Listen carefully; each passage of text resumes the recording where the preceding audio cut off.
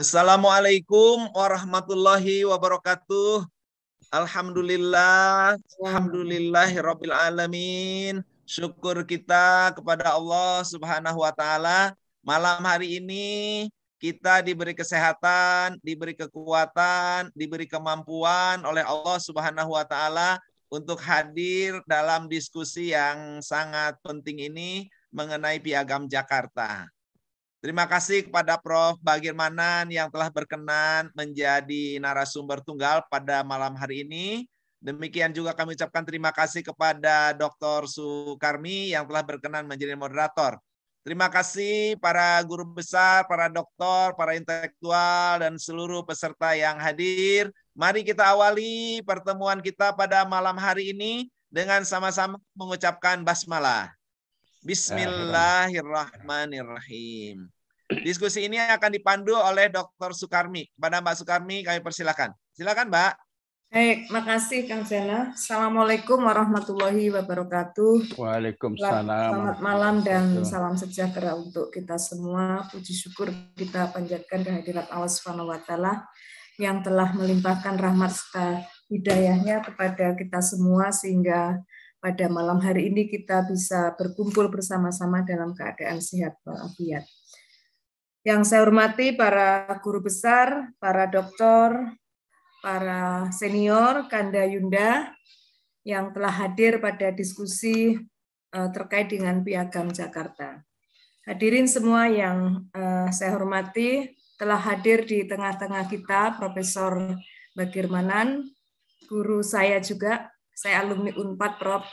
Angkatan Pak Otong. Alhamdulillah. Beliau adalah guru besar dari Universitas Padjadjaran dan saya tidak perlu memperkenalkan beliau, kita semua sudah kenal. Ini maha guru yang luar biasa, ahli dalam hukum tata negara dan sudah sangat banyak sekali karyanya. Malam hari ini kita akan berbicara terkait dengan Piagam Jakarta 22 Juni 1945. 77 tahun umur dari Piagam Jakarta, tetapi sampai hari ini masih juga menjadi perbincangan yang cukup menarik dan masih banyak juga pertanyaan-pertanyaan yang tersisa. Apakah Piagam Jakarta itu sampai hari ini sudah diaplikasikan sebagaimana mestinya? Walaupun memang sudah ada perubahan-perubahan di dalamnya yang terlihat bahwa kalau isi dasar dari negara kita ada dalam Piagam Jakarta, tetapi ternyata mengalami perubahan-perubahan. Kalau kita lihat aslinya bahwa Piagam Jakarta merupakan rumusan dasar negara dari hasil kesepakatan bersama pada 22 Juni 45 adalah berupa ketuhanan dengan kewajiban menjalankan syariat Islam bagi pemeluk-pemeluknya, kemudian yang kedua kemanusiaan yang adil dan beradab, ketiga persatuan Indonesia, keempat kerakyatan yang dipimpin oleh hikmat kebijaksanaan dalam permusatan perwakilan, dan kelima adalah keadilan sosial bagi seluruh rakyat Indonesia. Nah, naskah Piagam Jakarta tersebut yang selanjutnya juga telah diperbincangkan tentunya ke sidang BPUPKI pada 10 Juni juga, 45 dan seterusnya. Namun demikian, kalau kita perhatikan ada perubahan-perubahan terutama pada sila yang pertama. Nah, yang seperti yang kita ketahui bersama, sekarang kita memiliki Pancasila yang itu sumbernya juga dari Piagam Jakarta, namun ada perubahan di dalamnya. Nah, apa yang terjadi sebetulnya dalam sejarah tersebut dan apakah Piagam Jakarta sampai hari ini masih kemudian bisa kita sampaikan ini menjadi dasar negara yang betul-betul menjadi pijakan bagi kita dalam berkonteks berbangsa dan bernegara. Nah, saya tidak berpanjang lebar, dipersilahkan yang malam hari ini adalah pembicara tunggal yaitu Prof. Bagirmanan. Tapi nanti setelah Prof. Bagirmanan menyampaikan pikiran-pikiran beliau tentang Piagam Jakarta, tentu kita memberi kesempatan kepada para guru besar, para doktor, dan hadirin yang hadir di sini, terutama adalah yang raise hand, dan kemudian juga tadi sudah ada pesanan, yaitu Pak Wakil MPR kita, selamat datang Pak Dr. M. Hidayat Nur Wahid, yang nanti juga akan memberikan tanggapannya. Baik, kepada Prof. Bagir, monggo dipersilahkan Prof. Terima kasih Mbak Karmi, Kang Jana, dan seluruh peserta diskusi. Suara saya kedengaran ya? Mbak Karmi, kedengaran Kedengaran, ya? Prof, kedengaran. Ya.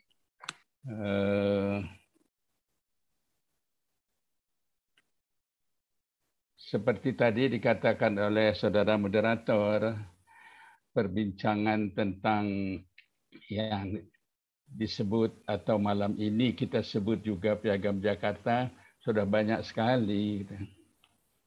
Sehingga hal ini menjadi kesulitan tersendiri bagi saya untuk menyampaikan catatan-catatan sekitar Piagam Jakarta itu. Karena hampir dapat dipastikan saya hanya akan mengulang-ulang apa yang sudah sangat diketahui oleh umum, apalagi para cendekiawan yang hadir di tempat ini. Kalau bahasa ungkapannya itu seolah-olah kita akan mengajari bebek berenang aja, karena ini sesuatu yang sudah sangat kita ketahui gitu ya. Tapi apalagi forum yang mempunyai berorientasi pada pendekatan keilmuan itu tidak ada sesuatu hal yang menghambat kita untuk kita diskusikan. Lebih-lebih lagi forum ini saya berkali-kali menyampaikan kepada Kang Jana betapa pentingnya forum ini. Forum ini bukan saja penting sebagai forum bertemunya para cendekiawan Muslim, ya, bersilaturahmi, bukan saja penting dalam rangka kita tukar menukar pikiran, the exchange of ideas, tetapi forum ini dapat juga menjadi suatu pendorong untuk menyempurnakan bagaimana mengelola negara ini. Kalau kita bicara tentang bagaimana mengisi negara ini, kita mestinya sudah pada tingkat ini bicara tentang mengelola negara ini. How to manage our state dalam rangka mengisi semua dasar-dasar bernegara yang dimuat dalam Pancasila, yang dimuat dalam Piagam Jakarta, yang dimuat dalam Undang-Undang Dasar. Ini sekedar cerita ini, betapa forum kecil itu mempunyai peran dalam mengisi bahkan pembaharuan satu negara. Ini sekedar mengulang yang sudah Bapak-bapak ketahui, Ibu-ibu ketahui. Ini cerita di Ukraina, bukan dalam konteks perang sekarang ini.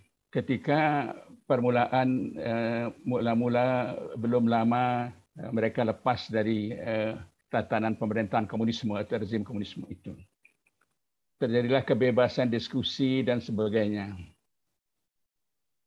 Ada sejumlah orang, ya nggak banyak lah, penggemar minum bir, penggemar bir.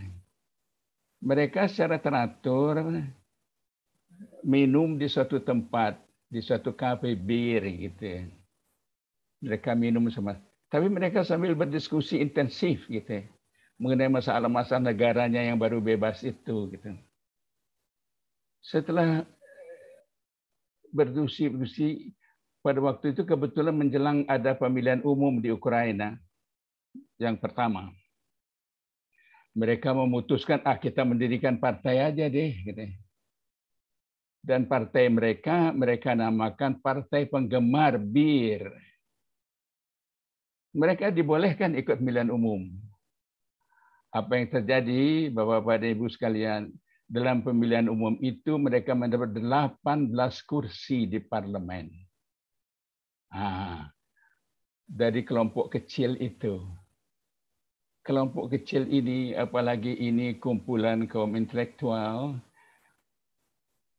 meskipun kita tidak akan ikut misalnya dalam proses pencalonan presiden dan sebagainya, secara individual ikut ya silakan aja gitu ya.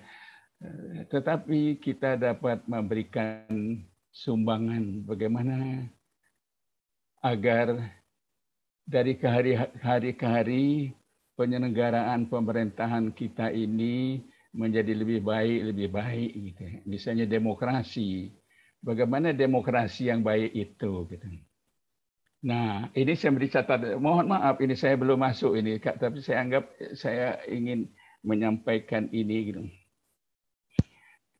Ada satu buku yang sudah kita kenal lah ya. Judul bukunya How Democracies Die. Bagaimana demokrasi? Pak Nasir sudah manggut-manggut, buku sudah sangat dikenal gitu ya.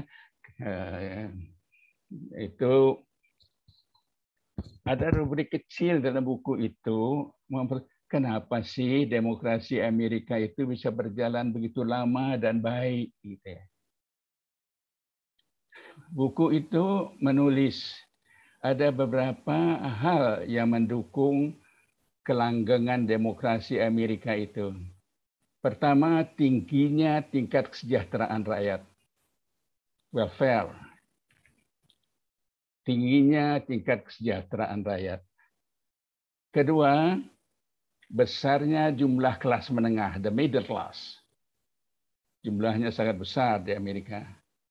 Ketiga, peran dari civil society, ketangguhan civil society bahasanya, ketangguhan dari masyarakat sivil. Keempat, toleransi. Tingkat toleransi dalam kehidupan masyarakat Amerika sangat tinggi. Dan yang kelima, dia katakan sikap bersabar, sikap menahan diri. Itu 5 hal yang menjadi penopang kelanggengan demokrasi ini. Saya berpendapat bahwa forum ini terdiri dari unsur-unsur itu semuanya. Ya. Para cendekiawan ini adalah orang-orang di dalam 5 unsur ini. Ada yang lebih berat di sini, lebih berat di sini, tapi ada di sini. Karena itu barangkali Kang Jana dan kita semua punya kewajiban agar forum ini dapat tidak hanya sebagai suatu forum intellectual exercise, hanya forum untuk tukar pikiran, kepintaran antara kita, tapi dapat kita sumbangkan dari paling tidak sumbangan pemikirannya. Baiklah, itu barangkali 5 menit permulaan saja. Saya akan masuk pada masalah Piagam Jakarta. Saya akan menggunakan dulu nama Piagam Jakarta atau sering juga disebut Jakarta Charter. Jakarta Charter. Mohon maaf kalau nanti ada tidak tepat, yang lebih tahu tolong disampaikan. Nama ini tidak dikenal tahun 45 itu pada saat menyusun ini. Nama Piagam Jakarta atau Jakarta Charter itu berasal dari Profesor Yamin. Profesor Yamin yang menyebut ini sebagai Piagam Jakarta. Yang disebut Piagam Jakarta itu secara formil adalah rancangan pembukaan Undang-Undang Dasar. Rancangan pembukaan Undang-Undang Dasar. Yang sekarang menjadi pembukaan Undang-Undang Dasar kita, kecuali beberapa kata yang diubah.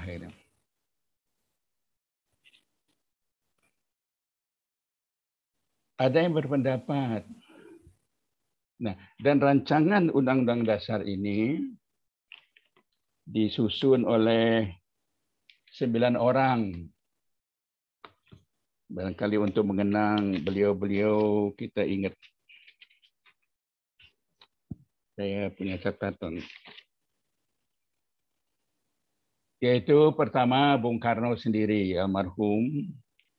Kedua Bung Hatta. Ketiga Muhammad Yamin. Keempat Mr. Subarjo. Kelima Mr. Maramis.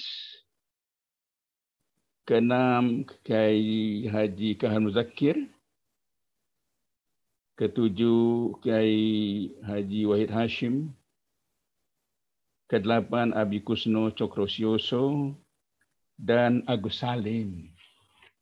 Nah, ada yang berpendapat bahwa panitia 9 yang menyusun rancangan pembukaan itu menyalahi prosedur.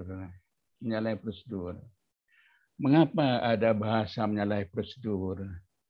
Karena pada akhir bagian pertama sidang BPU PKI itu dibentuk 3 panitia. Panitia perancangan Undang-Undang Dasar diketuai Bung Karno, panitia perekonomian diketuai Bung Hatta, dan panitia pertahanan yang diketuai oleh almarhum Pak Abi Kusno Cokrosioso.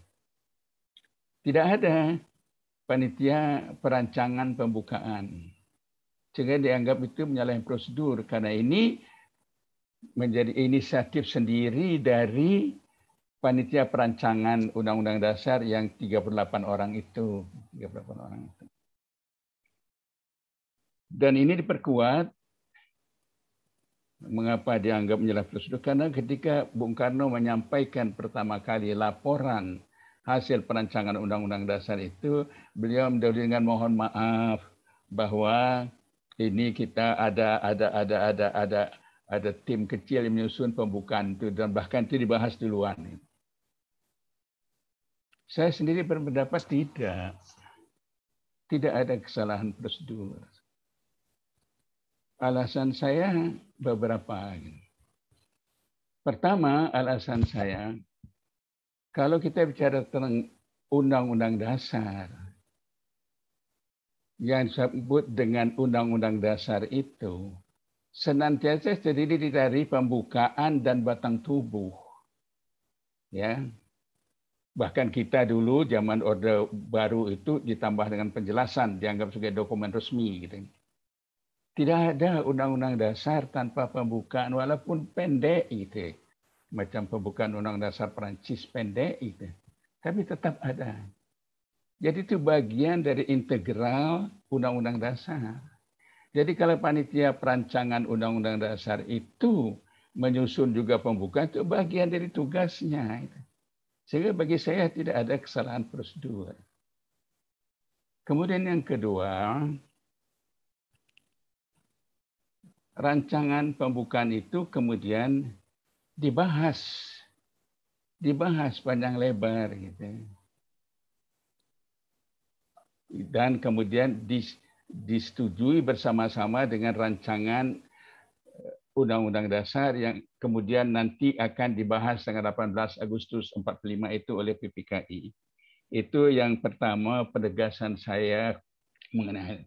Jadi hasil pekerjaan membuat pembukaan Undang-Undang Dasar itu pekerjaan resmi itu. Bukan pekerjaan semacam ya prosedur ini ada inisiatif, bukan. Itu bagian dari tugas merancang Undang-Undang Dasar. Itu yang pertama, Bapak-bapak.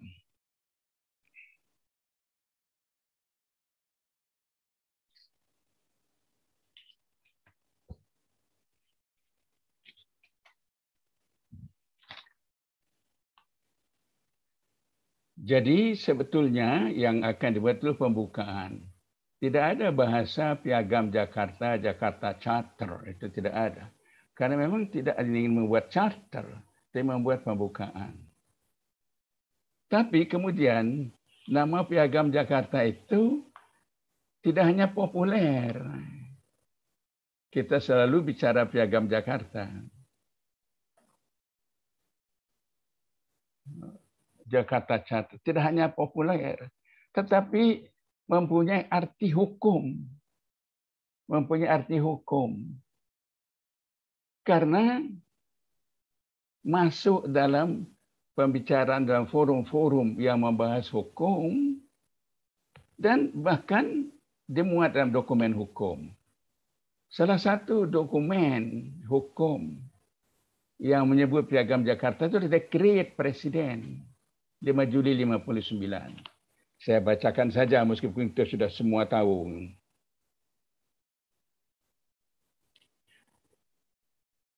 Sebelum masuk pada diktum itu, dekret itu dalam pertimbangannya pada akhirnya mengatakan bahwa kami, maksud beliau Presiden Soekarno sebagai Presiden dan sebagai Panglima, sebagai pimpinan tertinggi Angkatan Perang, bahwa kami berkeyakinan bahwa Piagam Jakarta, disebut Piagam Jakarta, tertanggal 22 Juni 1945 menjiwai Undang-Undang Dasar 1945 dan adalah merupakan suatu rangkaian kesatuan dengan konstitusi tersebut.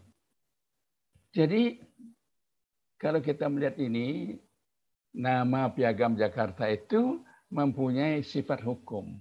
Bahkan kalau kita menggunakan ungkapan Bung Karno dalam 5 Juli itu, dia mempunyai sifat konstitusional karena dia merupakan bagian yang tidak terpisahkan dari Undang-Undang Dasar. Nah, sekarang itu persoalan kedua ya, persoalan kedua yang perlu kita sadari supaya kita kalau kita bicara Piagam Jakarta, kita bicara sesuatu yang ada dalam kerangka ini. Dan yang kedua, mengapa dia merupakan satu hal yang mempunyai sebagai legal document, dia Piagam Jakarta itu menjadi pokok pembahasan ketika merancang Undang-Undang Dasar itu dan dibahas satu persatu ya pada waktu itu.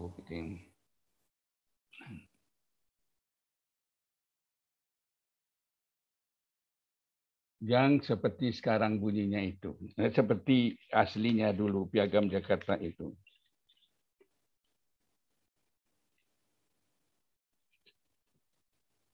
Bapak-bapak dan ibu-ibu sekalian, dan itu disetujui oleh bukan hanya oleh panitia perancang, tapi oleh BPU PKI pada waktu itu disetujui, ya, disepakati.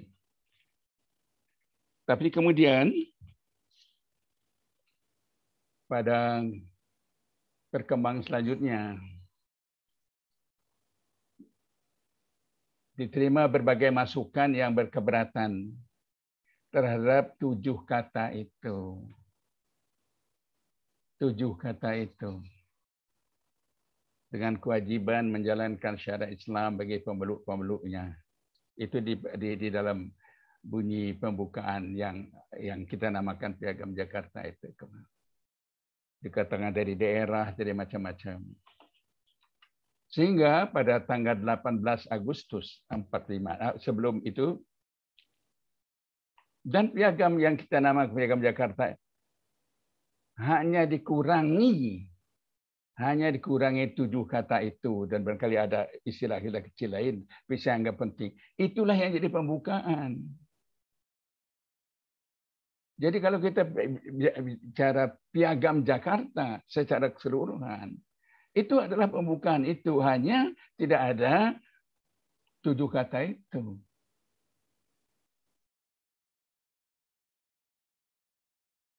Saya akan menyimpang sedikit mengenai agar kedudukan konstitusional ini menurut saya. Di Perancis mulai tahun 71 berkembang doktrin yang namanya constitutional block. Constitutional block.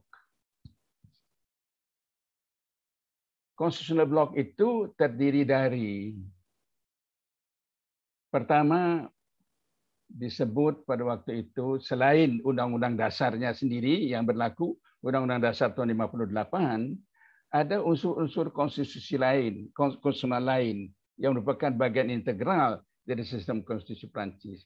Itu pertama, pembukaan Undang-Undang Dasar tahun 46. Mengapa? Karena dalam pembukaan Undang-Undang 46 itu diatur tentang hak-hak asasi ekonomi dan sosial. Yang kedua yang dimasukkan dalam lingkup konstitusi itu adalah Piagam Hak Asasi 1789 itu ya. Yang dikenal dengan Declaration of Man and Citizen 1789 itu. Kemudian yang ketiga, pembukaan Undang-Undang Dasar 58. Yang keempat termasuk juga dikatakan adalah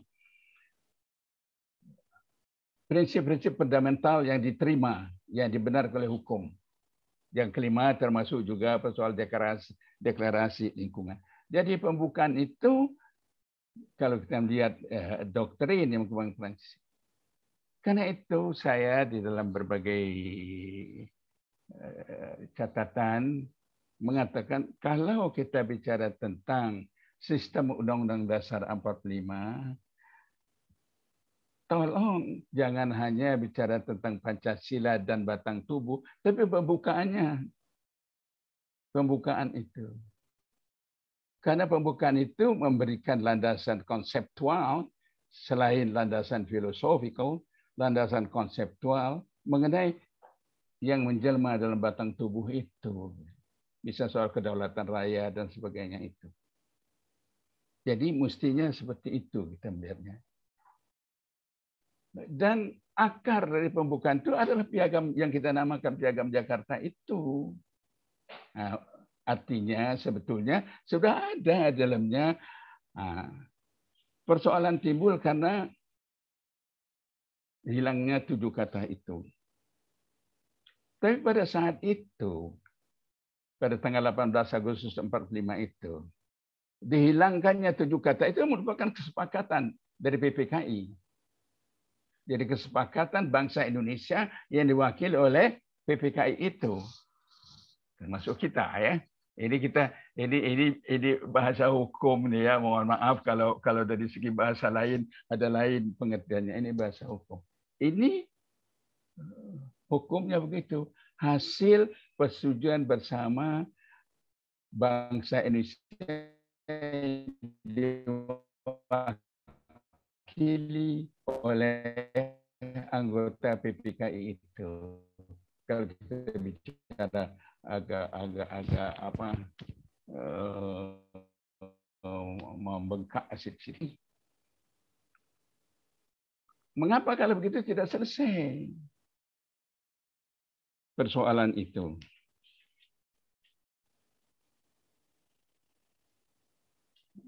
Persoalan itu tidak selesai begini, saudara.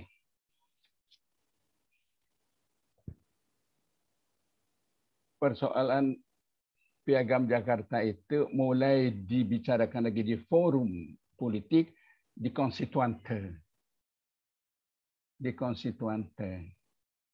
Pada saat membahas konstituante mendiskusikan tentang penyusunan Undang-Undang Dasar baru Republik Indonesia sebagai pengganti Undang-Undang Dasar sementara 50.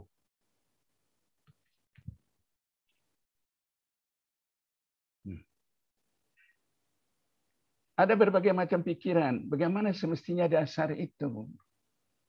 Ada yang menghendaki dasar nasionalisme, ada yang menghendaki dasar sosialisme. Dari kelompok Islam mengatakan, ya menurut kami dasar yang bagus itu ya Islam itu. Nah, forum itu ya. Meskipun Bung Karno pada tanggal 22 April 59 ketika pembukaan sidang konstituante sudah mengingatkan agar Undang-Undang 45 lah yang kita inikan gitu. Kita jadikan Undang-Undang Dasar. Pangkal tolaknya sana. Sehingga pada suatu ketika Pak Prawoto Mangkusasmito ditanya gitu, kenapa, bagaimana sih sehingga timbulkan yang dikatakan deadlock itu, gitu. Deadlock itu. Ya, nanti kita beri catatan kecil mengenai deadlock. Pak Prawoto mengatakan, dan saya menganggap ini secara ilmiah rasional, ini forum untuk mendiskusikan dasar bernegara. Jadi setiap kekuatan politik diberi kesempatan. Ya kita menyampaikan ini yang kita inginkan, dasar itu menurut kita yang terbaik. Gitu ya. Bahwa itu berkaitan dengan Piagam Jakarta, ya. Karena itu forumnya. Forum demokrasi untuk membahas dasar bernegara itu. Yang mereka yang kelompok berpendekatan sosialisme, ya mereka juga menyampaikan itu, bisa kita baca sampai hari ini. Ada yang pendekatan nasionalisme. Semua ngomong begitu. Gitu ya.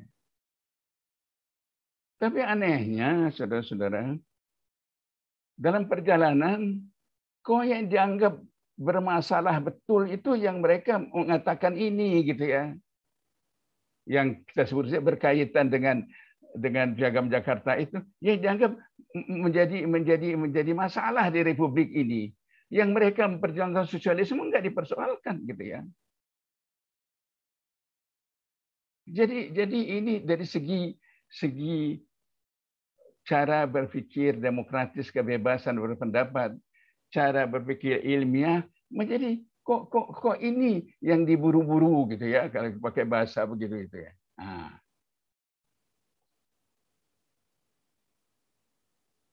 Sekarang saya akan mundur sedikit ya, mengenai apa sih keberatan terhadap 7 kata itu, gitu ya.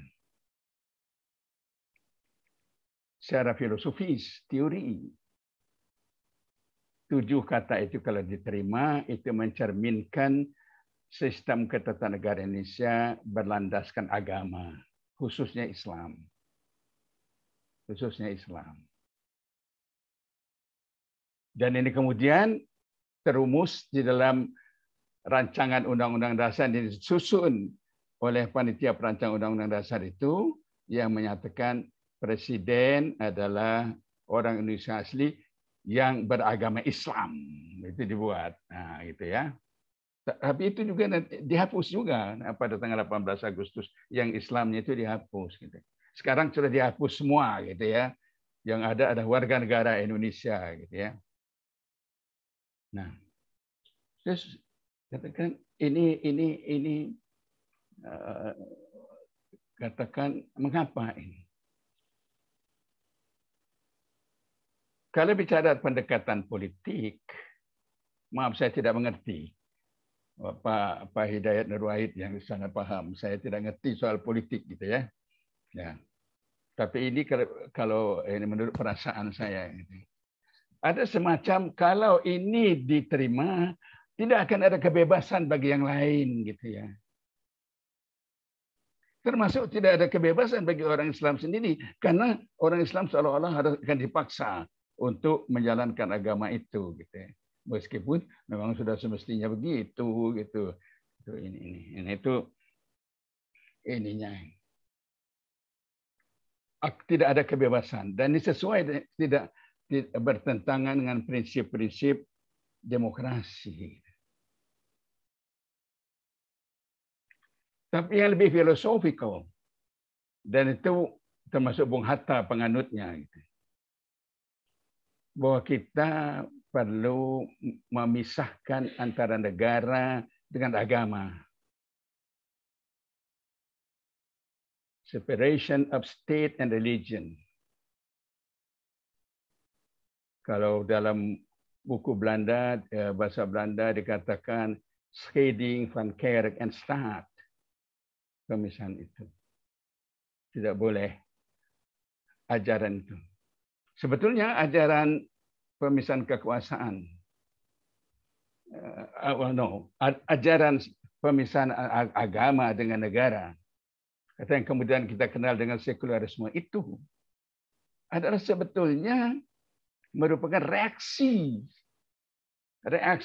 dari sistem bernegara di masa abad pertengahan itu, di mana kekuasaan negara ada di tangan penguasa agama yang menimbulkan berbagai ekses dan lain-lain gitu yang dianggap bertentangan demokrasi macam-macam gitu ya. Pokoknya begitu gampang. Sehingga perlu ya untuk menjamin kebebasan dan sebagainya. Tetapi dalam perjalanan sepertinya tidak konsekuen betul. Begitu mereka itu. Bahwa memisahkan ini totally terpisah. Tolong dicek.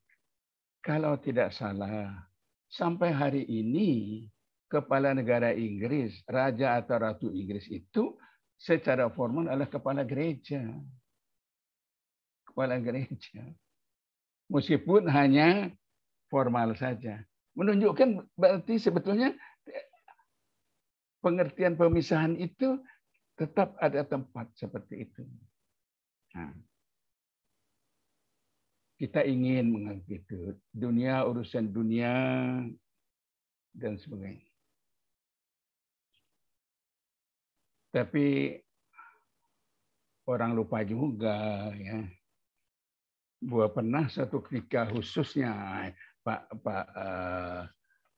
Hidayat Nur Wahid lagi yang ahlinya, kiainya ini ya, yang pernah di dalam pemerintahan Islam di mana penyatuan antara agama dengan pemerintahan itu justru membawa keadilan dan kemakmuran, membawa kesejahteraan, membawa kedamaian. Yaitu kita kenal dengan masa pemerintah Khulafaur Rasyidin itu ya. Bahwa kemudian ada masalah. Artinya pernah dipraktekkan maksud saya gitu ya. Jadi bukan pada esensi ajarannya, bukan esensi doktrinnya, tapi persoalan timbul pada aplikasi yang timbul masalah itu. Nah itu persoalan itu. Sekarang sudah diterima. Seperti saya katakan, sejak pengesahan 18 Agustus 45 itu, kata-kata dengan kewajiban menjalankan syariat Islam pemeluk-pemeluknya itu dan syarat presiden beragama Islam itu sudah tidak ada. Dan kita anggap sebagai kalau bahasa dulu itu bahasanya Kang Jana, saya itu konsensus nasional. Itu bahasanya Kang Jana CS itu untuk menyenangkan hati sendiri gitu ya, konsensus nasional. Artinya sudah selesai. Tapi kok masih diomongkan gitu ya. Baik yang masih ingin maupun yang takut sekali kalau itu ada gitu. Masih ngomong-ngomongkan itu. Mengapa nggak kita berhentikan aja gitu ya. Misalnya ekstrimnya gitu ya. Nah, tapi kalau kita berhenti, apakah berbagai prinsip yang kita anggap sesuai dengan tuntutan menjalankan syariat Islam itu tertampung tidak dalam sistem yang ada sekarang ini. Nah, saya menganggap ada paling tidak saya mencatat ada 6 yang memberikan yang merupakan aplikasi dari yang kita sebut Piagam Jakarta itu. Suka atau tidak suka gitu ya. Pertama Pancasila.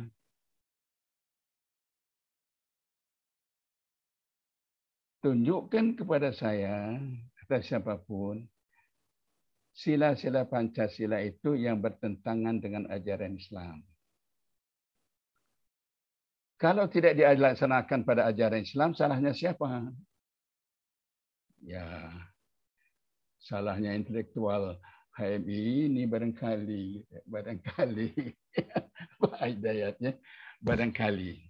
Suatu ketika Ki Bagus Hadikusumo ditanya, apa sih arti ketuhanan yang Maha Esa itu? Beliau jawab dengan cepat, tauhid. Ki Bagus Hadikusumo, Ketua Umum PP Muhammadiyah. Apa sih mana tauhid? Ya mau apa lagi kalau sudah tauhid? Kalau kita tidak melaksanakan Pancasila berdasarkan prinsip tauhid itu, ya jangan marah pada orang dong, jangan marah pada hukum dong. Mari kita coba marahi diri sendiri dengan bekerja lebih giat untuk mengisi itu. Itu sekedar ini aja ya. Ke dalam. Yang kedua, pembukaan Undang-Undang Dasar 45 itu meskipun sudah menghilangkan 7 kata itu, masih mengandung tuntunan keagamaan itu. Ya selain di bawah yang mengenai Pancasilanya itu, yang masih disebutkan misalnya bahwa kemerdekaan itu adalah rahmat Allah Subhanahu wa taala. Rahmat Allah itu agama. Ya. Kita mengakui bahwa kemerdekaan itu adalah rahmat Allah pada kita. Jadi sudah tetap memberikan jiwa itu. Ketiga adalah batang tubuh. Pasal 29. Ayat 3 dikatakan negara berdasar atas ketuhanan yang Maha Esa. Ketuhanan yang Maha Esa itu ya agama. Dan kalau kita menganut atau mengikuti almarhum Ki Bagus Hadikusumo, ya tauhid gitu ya. Negara ini berdasarkan tauhid ya. Nah, itu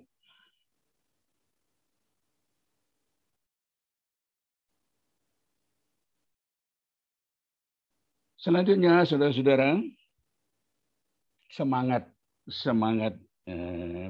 keagamaan di dalam bernegara itu kita ada berbagai sendi bernegara itu. Ketika sendi kerakyatan, sendi keadilan sosial, sendi kemanusiaan, ya. Sendi kebangsaan. Itu semua sendi-sendi yang merupakan satu hal yang terdapat dalam ajaran agama kita. Ya.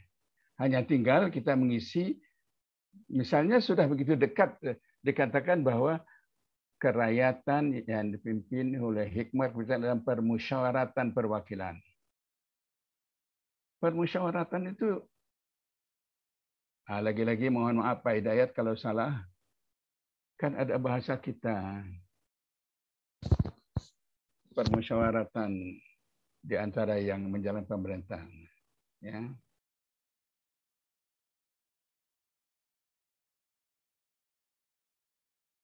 Musyawarah fil amri itu ya. Jadi itu sangat religius sebetulnya gitu ya. Kalau kita mau menghayati itu gitu ya.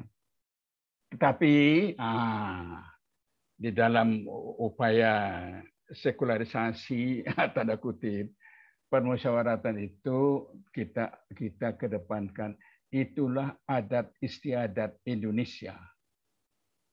Jadi diambil akarnya musyawarah itu adalah dari hukum adat, dari adat istiadat Indonesia.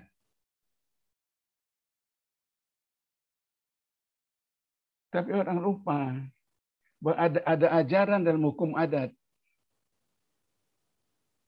Ajaran hukum adat yang mengatakan hukum adat suatu masyarakat tidak lain daripada hukum agama yang hidup di masyarakat itu. Jadi artinya bagian-bagian banyak, bagian-bagian itu dari yang namanya adat istiadat itu untuk berakar dari yang namanya agama, termasuk permusyawaratan itu. Itu ajaran hukum adat itu. Saya sudah lebih 40 tahun tidak mengajar hukum adat, jadi sudah lupa lagi istilah-istilahnya. Jadi itu dalam batang tubuh, dalam paham prinsip sendi negara kita itu mencerminkan juga sendi-sendi, atau dengan bahasa lebih negatif, paling tidak kalau Pak Jana yang ingin Kang Jana mengatakan paling tidak bertentangan. Ya, kadang-kadang kita kan melemah-lemahkan diri kita sendiri gitu ya. Nah, sekarang juga prinsip-prinsip itu diperkuat dalam praktek ketatanegaraan kita sejak tahun 45.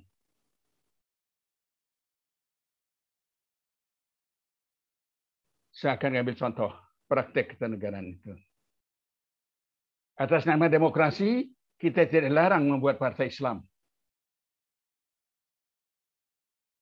Demokrasi kita pakai, tapi kita membuat partai Islam. Bahwa kita belum menang, ya belum lah, gitu ya. Tergantung perjuangan Pak Hidayat itu nanti, gitu ya.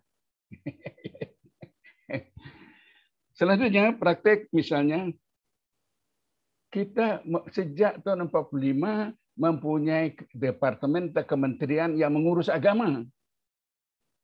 Pak Rashidi, almarhum Profesor Rashidi adalah Menteri Negara pertama yang mengurus agama. Kemudian menjadi Departemen Agama. Yang bagian terbesar dari urusannya adalah mengurusi orang Islam. Mengapa? Karena memang penduduknya banyak, gitu ya. Suka atau tidak suka, gitu. Kita contohkan lagi dalam bidang perundang-undangan. Banyak sekali undang-undang kita atau undang-undang kita yang undang-undang yang menjadikan hukum Islam menjadi hukum positif. Misalnya undang-undang perkawinan, undang-undang bank syariah, undang-undang macam-macam gitu. Yang memberikan.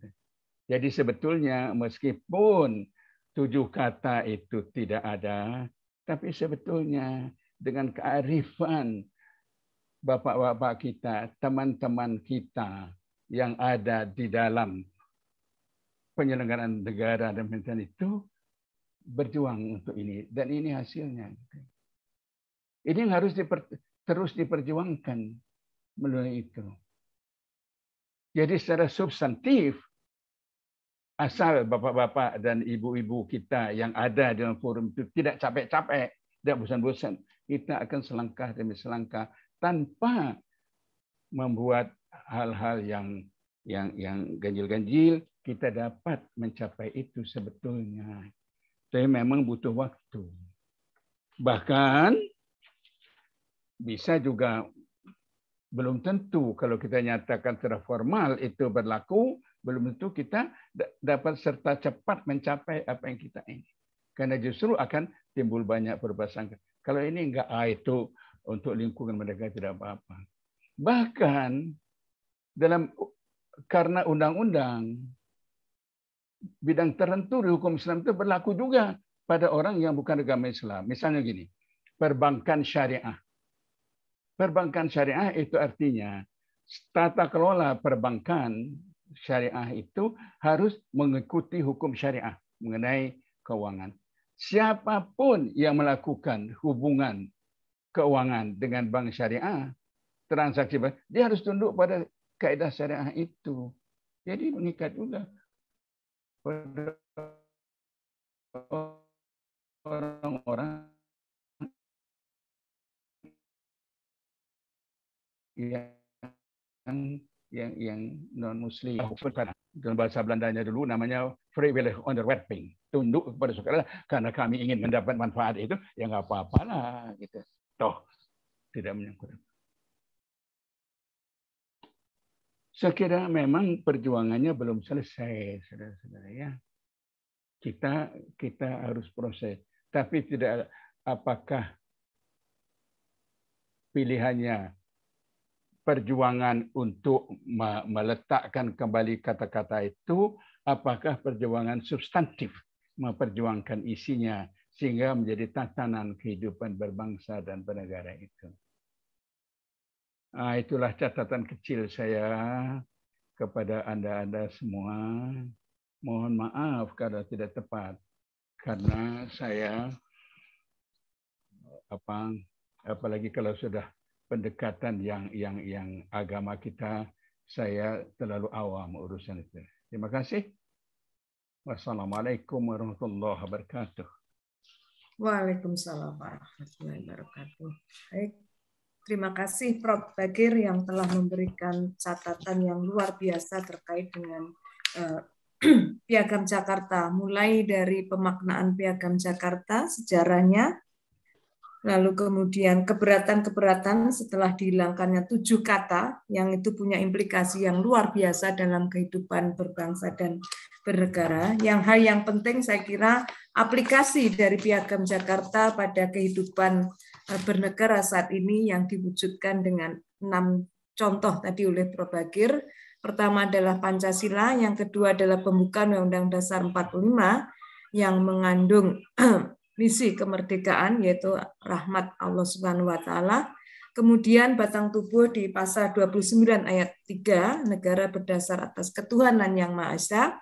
Kemudian juga sendi-sendi negara kita yang begitu menguat, adanya kerakyatan, kemanusiaan, dan sebagainya, yang itu juga merupakan diambil dari nilai-nilai pada agama.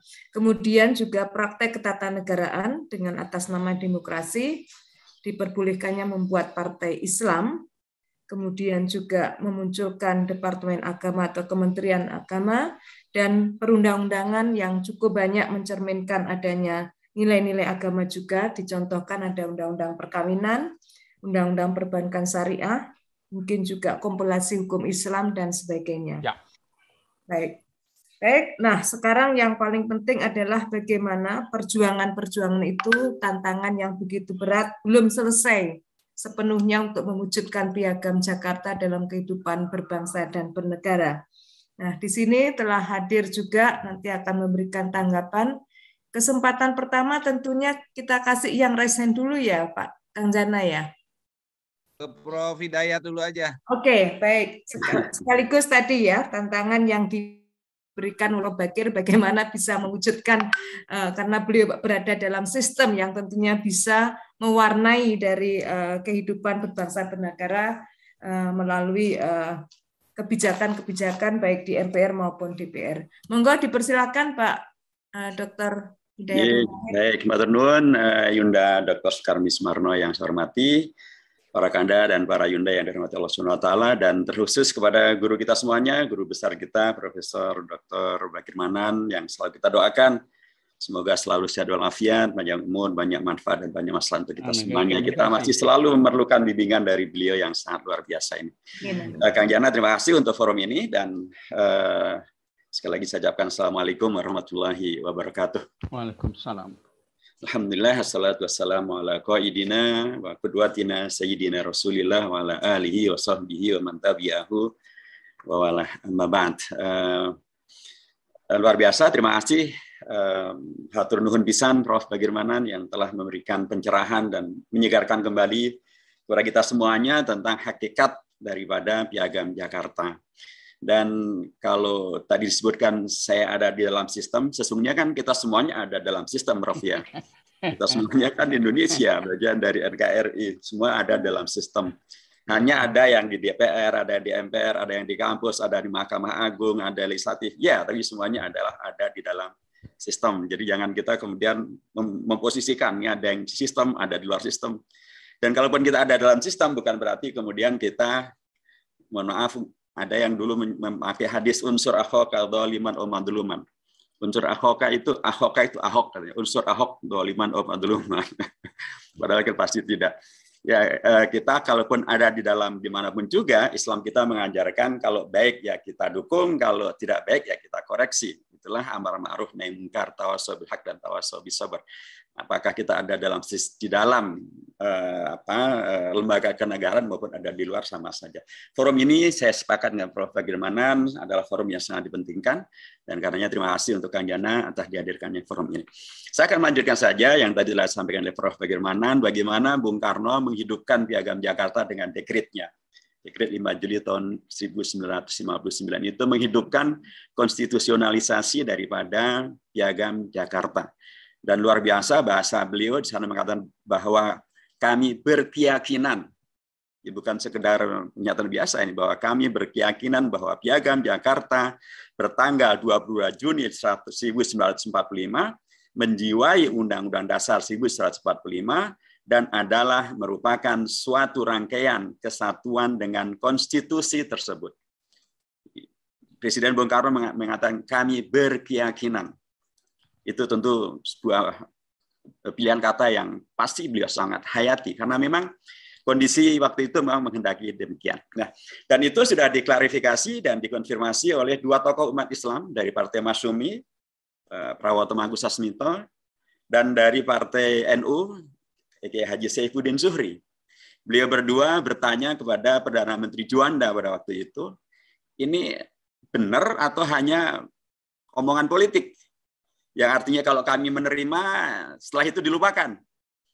Kata Perdana Menteri Juanda, Insinyur Juanda, beliau mengatakan, ya ini adalah keputusan pemerintah yang memang pemerintah akan melaksanakannya. Atas dasar itulah kemudian karenanya Masyumi dan juga Partai NU menerima dekret daripada Bung Karno ini dan kemudian jadilah itu keputusan politik yang diterima oleh semuanya.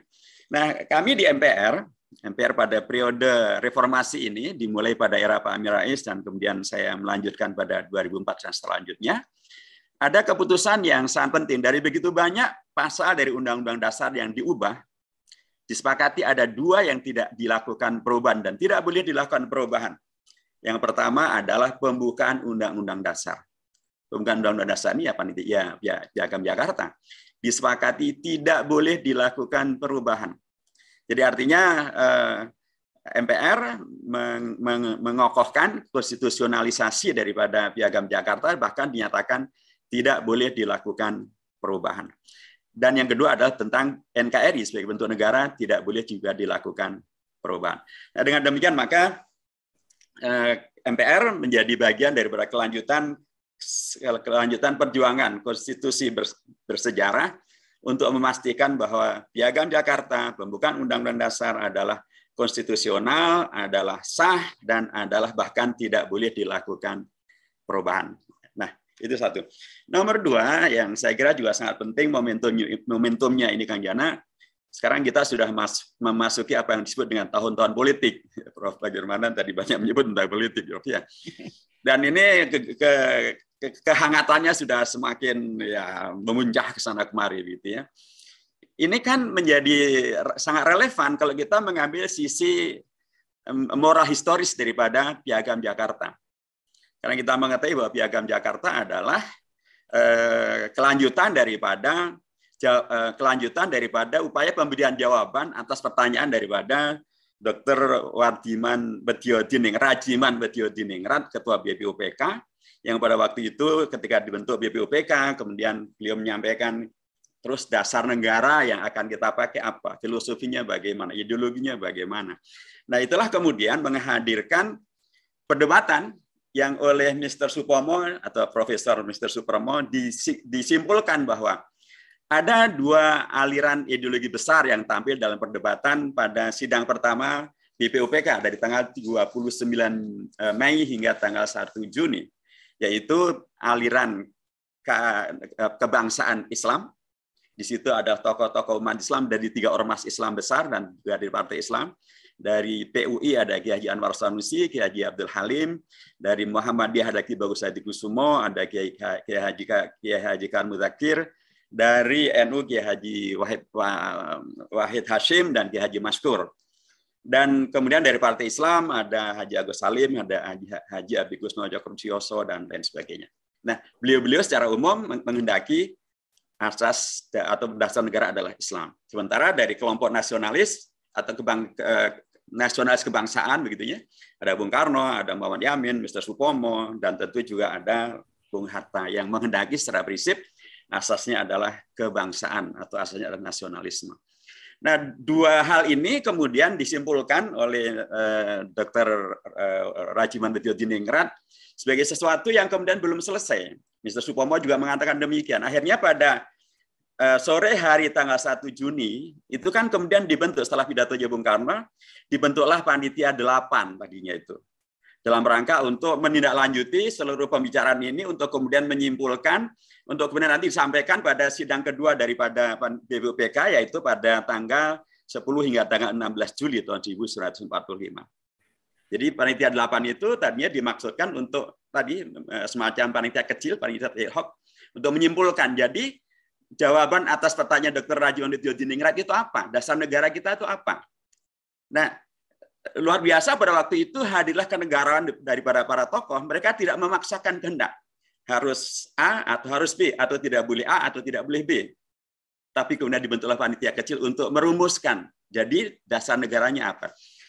Nah, ketuanya memang Bung Karno.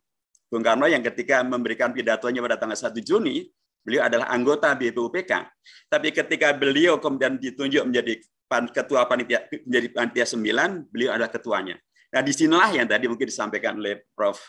Bagirmanan, Bung Karno membuat terobosan atau membuat sebuah hal yang dalam tanda kutip tidak sesuai dengan yang diputuskan di awal. Panitia 8 itu sesuai dengan namanya terdiri 8 orang. Tetapi tidak menghadirkan representasi yang cukup. Karena 8 orang itu dari komunitas umat Islam yang tadi menghadirkan pendapat tentang dasar negara, hanya diwakili oleh 2 orang. Yang 6 orang bukan dari komunitas nasionalis Islami, katakanlah begitu, tapi nasionalis kebangsaan. 2 orang ini pun juga terdiri dari 2 tokoh dari Ormas, yang dari partai politik belum terwakili. Dari umat Islam hanya diwakili oleh Ki Bagus Hadi Kusumo dari Muhammadiyah dan Ki Haji Wahid Hasyim dari NU. Bung Karno kemudian membuat sebuah inovasi, sebuah ijtihad lah bahasa kita barangkali, yang menghadirkan kenegarawanan. Bagaimana beliau kemudian mengubah dari panitia 8, beliau ubah menjadi panitia 9. Namanya diubah, kepemimpinan tetap pada Bung Karno, tetapi beliaulah yang kemudian juga mengusulkan keanggotaan yang berubah dari yang sebelumnya. Tadinya 6 nasionalis kebangsaan menjadi dan 2 nasionalis Islami menjadi 5 nasionalis kebangsaan dan 4 nasionalis Islami, atau 4 nasionalis kebangsaan, 1 nasionalis kebangsaan Kristiani, 4 nasionalis kebangsaan Islami. Yang kebangsaan adalah Bung Karno, Bung Hatta, Muhammad Yamin, dan Ahmad Subarjo. Kemudian yang nasionalis Kristiani adalah A.A. Maramis, tentu bukan saudaranya A.A. Agim, tentu A.A. yang lain. Dan kemudian 4 dari kalangan nasionalis Islami adalah 2 dari Ormas Islam, yaitu NU Kiai Haji Wahid Hasyim, Muhammadiyah Kiai Haji Kahar Mudzakkir, dan dari partai Islam adalah dari Haji Agus Salim dan Haji Abi Kusno Cokro Siyoso. Nah, menurut saya ini adalah satu nilai yang penting untuk dihayati ketika kita sudah memasuki pada tahun politik. Bung Karno ketika beliau menjadi ketua panitia 8, kemudian ketua panitia 8, beliau merubah komposisi politik yang dalam tanda kutip kalau beliau mau sebagai ketua atau sebagai penguasa, beliau teruskan saja, atau itu yang diusulkan oleh BPUPK.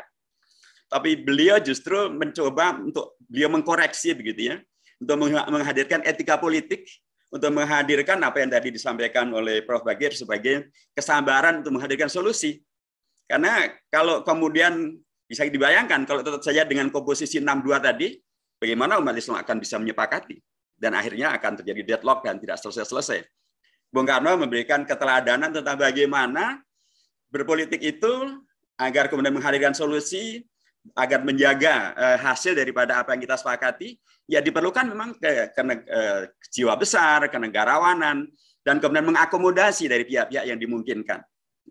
Inilah yang saya kira juga penting untuk selalu dimiliki oleh para politisi menuju tahun politik, di mana tahun 2024 akan ada pemilu serentak yang kemudian banyak orang khawatir dengan bayang-bayang tahun 2019 yang ada segregasi, ada pembelahan, dan lain sebagainya. Diperlukan adanya kenegarawanan yang dahulu dicontohkan oleh Bung Karno ketika kemudian menghadirkan panitia 9 itu. Dari panitia 9, kemudian kita akan lihat bagaimana kemudian dampak daripada hasil perjuangan di panitia 9 yang menghadirkan termasuk 7 kata itu, ternyata ini kemudian disepakati secara bulat oleh BPUPK juga. Dalam sidang mereka yang kedua, dari tanggal 10 hingga 16 Juli, mereka menyepakati apa yang dilaporkan oleh Bung Karno dengan panitia 9-nya dan disepakati termasuk dengan 7 katanya itu. Tapi kita mengetahui nanti bagaimana peristiwa pada tanggal 17 Agustus sore dan 18 Agustus pagi. Nah, menurut saya, mengapa kemudian pada tanggal 18 Agustus pagi, tokoh-tokoh umat Islam yang ditemui oleh Bung Hatta, riwayat yang populer menyebut di situ ada Kiai Haji Wahid Hashim, sekaligus riwayat yang mengatakan dulu yang ada di tempat yang lain, bahkan ada yang mengatakan sedang dalam perjalanan dari Jombang. Tapi aja ada Ki Bagus Hadikusumo, ada Mr. Kasma Singwadi Menjo, ada Mr. Tauku Muhammad Hasan. Bagaimana mereka kemudian pun juga mudah untuk kemudian mendialogkan ini dan kemudian menghadirkan solusi, mensepakati apa yang menjadi solusi untuk menyelamatkan bangsa. Karena mereka sudah mendapatkan sebuah fakta tentang bahwa kita sekarang ini dalam posisi saling take and give. Tidak saling kuat-kuatan, menang-menangan, dan kemudian saling menegasikan yang lain. Tapi mencoba mencari titik temu, mencari solusi supaya bangsa dan negara kita ini bisa merdeka dan kemudian selamatlah kemerdekaannya. Kemudian karenanya Ki Bagus Hadikusumo, Mr. Kasma Singwadi Menjo menyepakati perubahan itu demi penyelamatan proklamasi kemerdekaan Indonesia dan jadilah ketuhanan yang Maha Esa. Itu satu.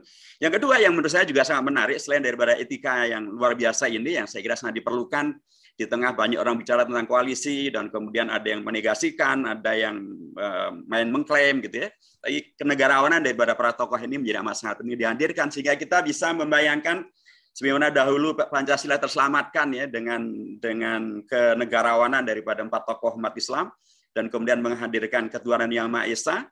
Sekarang mudah-mudahan demikian juga lah yang akan bisa terjadi untuk 2024 agar kita tetap selamat dan tetap menyelamatkan.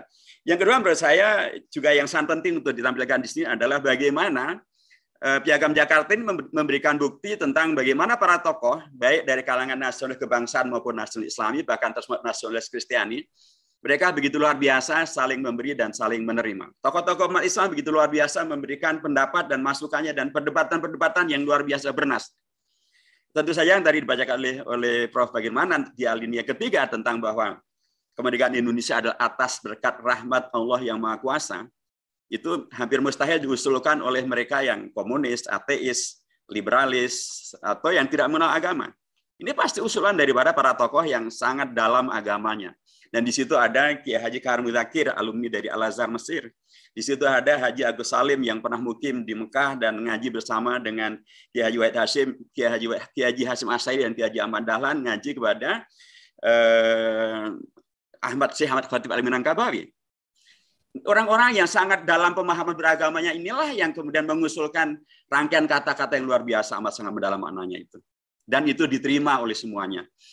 Bisa kita lihat juga di alinea pertamanya, ketika kemudian di sana menyebutkan tentang prinsip tentang penolakan segala bentuk penjajahan dan karenanya harus dihapuskan dari atas dunia karena tidak sesuai dengan peri kemanusiaan dan peri keadilan dan dukungan atas segala bentuk kemerdekaan. Itu juga berikan saya ada satu hal yang juga amat sangat korelatif dengan selain apa yang dihayati oleh Bung Karno, Bung Hatta dan lain sebagainya, tapi juga bertemu dengan apa yang dihayati oleh Kiai Haji Kahar Muzakir dan Haji Agus Salim. Ketika beliau sangat terhubung dengan dunia Timur Tengah. Karena kita mengetahui bahwa sejak tahun 38 ternyata Kiai Haji Hasyim Asy'ari dan Kiai Haji Wahab Hasbullah sudah memfatwakan dukungan terhadap kemerdekaan Palestina dari penjajahan yang dilakukan oleh Israel. Kita mengetahui tahun 44 di Jerman, Mufti Al-Amin Husseini mendukung kemerdekaan di Indonesia karena beliau tahu bagaimana dukungan Indonesia untuk kemerdekaan Palestina. Tampillah ungkapan-ungkapan ini di alinea pertama dari pembukaan Undang-Undang Dasar yang itu adalah Piagam Jakarta. Dan kita tahu bagaimana kemudian prinsip yang ada dalam alinea pertama Piagam Jakarta ini begitu luar biasa dihayati dan dilaksanakan dengan sangat berani oleh Presiden Bung Karno. Ketika beliau menyelenggarakan konferensi Asia Afrika di Bandung, beliau tidak mengabulkan permintaan Israel untuk diundang. Israel meminta untuk diundang, tapi Bung Karno menolak. Justru Bung Karno mengundang Mufti Palestina, As-Sayyid Al-Amin Al-Husseini. Padahal sebagai entitas negara, jelas Israel yang diakui oleh PBB, sementara Palestina belum. Tapi justru Bung Karno tidak mengundang Israel, tapi yang diundang adalah Palestina. Begitu seterusnya. Dan sikap ini menjadi sikap yang resmi bagi Indonesia. Seluruh presiden melakukan hal yang sama. dan bahkan Pak Presiden Jokowi mengatakan Indonesia berhutang sejarah kepada Palestina. Satu-satunya negara yang diundang ke Konferensi Asia Afrika sudah merdeka, kecuali satu negara saja, yaitu Palestina. Maka menjadi sangat aneh, dan saya kira ini salah satu makna daripada Piagam Jakarta, ketika belakangan ada yang mencoba memberikan tafsir yang menyimpang dengan mengatakan bahwa Palestina itu bukan urusan bangsa Indonesia, itu urusan mereka, orang-orang Arab dan orang di sana. Jelas sekali ini bertentangan dengan apa yang menjadi pemahaman dari para founding fathers, Bung Karno, Bung Hatta, dan Hatta kepada Jokowi sekalipun. Terakhir yang saya sampaikan di sini adalah bahwa Piagam Jakarta ini, sekalipun tadi dikatakan juga sudah disampaikan oleh Prof. Bagirmanan, memang 7 katanya kemudian dihilangkan, tetapi diganti dengan Ketuhanan Yang Maha Esa. Tetapi ada episode yang sangat menarik di sini. Sebagaimana tadi para tokoh berani mengusulkan tentang dukungan kemerdekaan, penolakan penjajahan atas berkat rahmat Allah yang Maha Kuasa, dan bahkan di alinea kedua tentang kemerdekaan Indonesia itu, di situ ada dominan ungkapan-ungkapan dari bahasa Arab, ya, negara Indonesia yang merdeka, bersatu, berdaulat, adil, dan makmur. Ya, ada tiga ungkapan di sana: bersatu, merdeka, bersatu, ungkapan Melayu, dan kemudian ungkapan dari bahasa Al-Qur'annya atau dari bahasa Arabnya adalah berdaulat, adil, dan makmur. Tetapi kemudian juga sangat penting menurut saya, ketika kemudian disepakati tentang perubahan menjadi Ketuhanan Yang Maha Esa, tadinya oleh Bung Hatta sempat dibaca menjadi Ketuhanan Yang Maha Esa berdasarkan kepada keadilan yang kemanusiaan yang adil dan beradab. Dalam catatan putra daripada Ki Bagus Hadikusumo, yaitu Pak Jarnawi Hadikusumo, beliau menyampaikan catatan daripada ayahnya, Ki Bagus Hadikusumo, bahwa Ki Bagus Hadikusumo menyampaikan interupsi. Dia menyampaikan bahwa bukan demikian kesepakatan kita. Kesepakatan kita adalah Ketuhanan Yang Maha Esa, titik. Dan Ketuhanan Yang Maha Esa itu maknanya adalah tauhid. Ketuhanan Yang Maha Esa, titik. Kemudian kemanusiaan yang adil dan beradab, titik. Persatuan Indonesia, titik. Kerakyatan dipimpin oleh hikmat Nusantara dan Nusantara perwakilan, titik. Serta dalam rangka menjadikan suatu keadilan sosial bagi seluruh rakyat Indonesia, titik. Jadi bukan Ketuhanan Yang Maha Esa berdasarkan kepada kemanusiaan dan beradab. Ki Bagus Hadikusumo mengkoreksi itu. Dan jadilah kemudian pemaknaan yang tepat. Itu menurut saya adalah satu hal yang sangat penting untuk kita hayati, bagaimana para tokoh-tokoh umat ini tampil begitu luar biasa berani, sekaligus juga argumentatif, solutif, dan diterima oleh tokoh-tokoh bangsa. Ini yang menurut saya penting untuk juga terus kita lakukan, sehingga disampaikan oleh Prof. Bagaimana tadi, agar tidak sampai kemudian kalau belum menang atau belum terjadi, ini bukan salahnya alumni HMI itu, Prof, ya. Karena justru beliau-beliau para tokoh-tokoh umat sudah memberikan contoh yang luar biasa, berani, argumentatif, solutif, dan diterima oleh Bung Karno, Bung Hatta, Muhammad Yamin, dan semua tokoh-tokoh itu menerima. Terakhir yang saya katakan adalah bahwa betul 7 kata itu sudah dihapus, tetapi Pancasila tidak dihapus dan bahkan disepakati sebagai ideologi negara, falsafah negara, dasar negara. Dan dalam Pancasila itu ada 8 kata yang berasal dari Al-Quran, Al-Hadis, maupun dari bahasa Arab, yang menjadi kata-kata kunci dalam ajaran agama Islam, sekaligus sudah menjadi kata-kata kunci di dalam kehidupan berbangsa dan bernegara kita, baik dalam konteks politik, sosial, ekonomi, termasuk juga masalah hukum. Itu bisa dengan mudah kita lihat di sila yang kedua, kemanusiaan yang adil dan beradab. Adil dan adab adalah 2 ungkapan yang merupakan kata kunci yang ada dalam Al-Quran maupun juga dalam Al-Hadis. Adabani Rabbi fa ahsana ta'dibi. Yang di sila yang keempat juga demikian. Kerakyatan, kerakyatan itu kata ra'iyah, kullukum ra'in wa kullukum mas'ulun an ra'iyati. Kerakyatan yang dimiliki hikmat adalah kata dalam Al-Quran dan Hadis. Hikmat permusyawaratan, musyawarah dalam Al-Quran maupun Hadis juga. Perwakilan, bahkan salah satu asma husna Allah adalah Al-Wakil. Itu tidak bisa dihilangkan, dan itu adalah realitas. Di sila yang kelima juga demikian, ada kata-kata kemanusiaan yang keadilan sosial bagi seluruh rakyat Indonesia. Jadi ada 2 kata yang terulang, kata-kata adil dan kata-kata rakyat, dan semuanya adalah saya berkeyakinan di situ ada peran serta yang luar biasa daripada tokoh-tokoh umat yang mereka berani untuk menyampaikan pendapatnya, berani berargumentasi dan memperjuangkannya dan menang, dan kemudian diterima oleh semuanya, menjadi milik kita semuanya. Inilah saya kira nilai historis dan etis yang penting untuk kita maknai juga dari hadirnya Piagam Jakarta ini, ketika kita sedang akan menuju kepada tahun-tahun politik, di mana kemudian kenegarawanan menjadi seolah-olah barang yang hilang, padahal dia amat sangat diperlukan. Dan Bung Karno memberikan keteladanan yang luar biasa. Justru ketika beliau menjadi Ketua Panitia 9, Ketua PPKI, justru beliau begitu luar biasa memberikan kenegarawanannya, dan kemudian memberikan ruang bagi tokoh-tokoh umat untuk berkiprah, memberikan pendapatnya, dan pendapat-pendapat itu begitu dahsyat dan luar biasa. Terima kasih Prof. Jazakumullah khairan. Assalamualaikum warahmatullahi wabarakatuh. Waalaikumsalam warahmatullahi wabarakatuh. Terima kasih, luar biasa sekali Pak Dr. Hidayat Nur Wahid. Bapak Ibu hadirin sekalian yang saya hormati, para guru besar, para doktor, berakhirlah sudah diskusi pada malam hari ini, tetapi bukan berarti berakhir di sini, sebagaimana harapan dari Prof. Bagir terus digelorakan dan harus diwujudkan dalam rangka untuk pelaksanaan berbangsa dan bernegara. Catatan kedua, tadi saya tertarik dengan tambahan yang disampaikan oleh Pak Dr. Hidayat, ya, jas merah dan jas hijau jangan sampai dilupakan. Keduanya dalam rangka untuk bisa mewujudkan juga keadilan sosial bagi seluruh rakyat Indonesia. Saya kira itu catatan dari saya. Mudah-mudahan Piagam Jakarta selalu menggelora dan terwujud nanti pada tahun 2024 terhadap pemimpin kita yang mampu mewujudkan Piagam Jakarta dalam konteks berbangsa dan bernegara. Dengan demikian saya akhiri. Mohon maaf apabila ada kekurangan dalam memandu dalam diskusi ini. Assalamualaikum warahmatullahi wabarakatuh.